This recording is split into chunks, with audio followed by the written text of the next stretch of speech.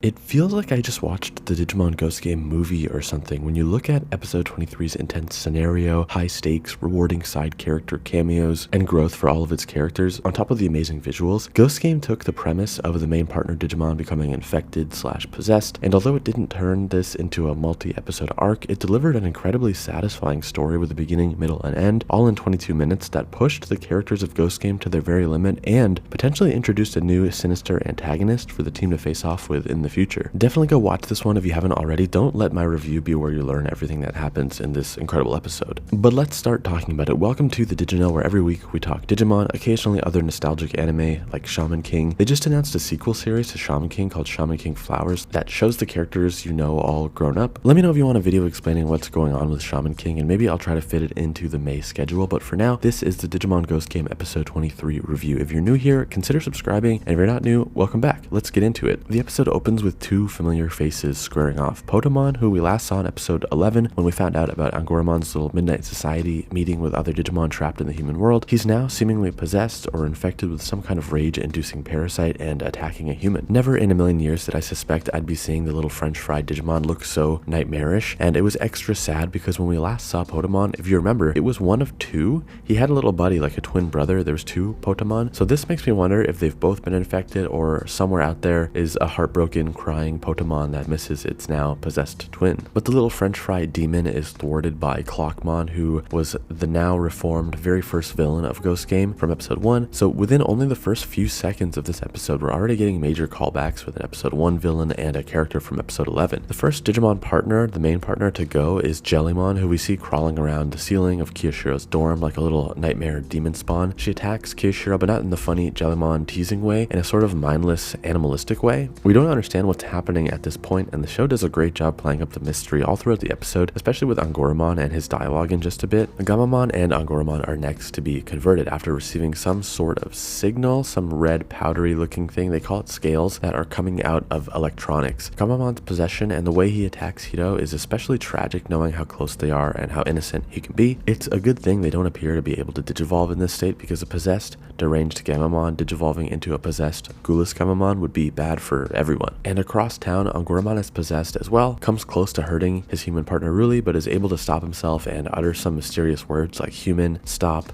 help, run. They don't form a sentence exactly, but they give us some sense that the infected Digimon aren't just these mindless monsters. We saw this in the episode preview, but Mummymon from episode 2 makes a triumphant return here. Being a doctor in the digital world, the team consults with him to try and learn what's going on with their partners. I love seeing him in his element in his lab, splicing open a packet of that red scale data, like with a mask and personal protective equipment on. Clockmon is his lab assistant, which is great. Super rewarding to see the first two villains of Ghost Game working together with the heroes now. I just wish Arukenimon was around to be the lab assistant or something, but the 2022 Ghost Game version of Arukenimon was pretty far beyond reform. Skipping around in the interest of time, we come to realize that the blood red moon of the episode isn't just for aesthetics. The red scale data has been floating towards the moon, and essentially when the moon turns full red, the scales will rain down and infect every Digimon in the human world. Someone or something is using satellite dishes to amplify the red scale signal and reach more Digimon. Kiyoshiro steps up in that boy genius role and is tasked with destroying an inactive but still floating in space satellite that the mystery villain may be planning to use in order to spread the red scale signal across the whole world. Around this time, we also learn that the scales belong to a Morphomon, as in the Digimon that was partnered with Menoa Bellucci in last Evolution Kizuna. Total surprise here. I know Digimon designs can be reused whenever, but I didn't expect to see the movie exclusive character in Ghost Game, let alone in this episode. Kiyoshiro does step up, looks extremely cool and confident, which is especially satisfying given the gravity of the situation. He says, "Geez, you want me to lock onto Morphomon's location and calculate an angle to shoot down the satellite too?" It is a pretty intense ask, but he's willing to deliver. Things are coming to a head though, because while he's preparing the coordinates, Angoramon and other infected Digimon show up seemingly to stop it. Ruli is wielding a golf club to fight Digimon with. Hiro and Gamamon are prepping to blast the satellite as Wezen Gamamon once given the coordinates. It's all coming together, and we'll talk about the climax of this episode in just a second, but before that, the sponsor of today's video wanted to say hello. Buyee is an amazing service for anime and game fans living outside of Japan looking to get their hands on exclusive merch. Recently, I've been saying Japan exclusive is kind of a thing of the past thanks to services like Bai. They're a proxy shipping service, which means you sign up, tell them your address, then you shop on Japanese retailers like Rakuten, Amazon JP, the Yahoo auction sites, and when you find your dream item, maybe a Digivice Vital Bracelet or a War Greymon figure or a Shaman King figure, you tell them what you want to buy, and they essentially purchase it on your behalf and send it to you wherever you are. When you sign up for Bai for the first time using the Diginos link in the video description, you're going to get a 2,000 yen coupon, roughly $20 US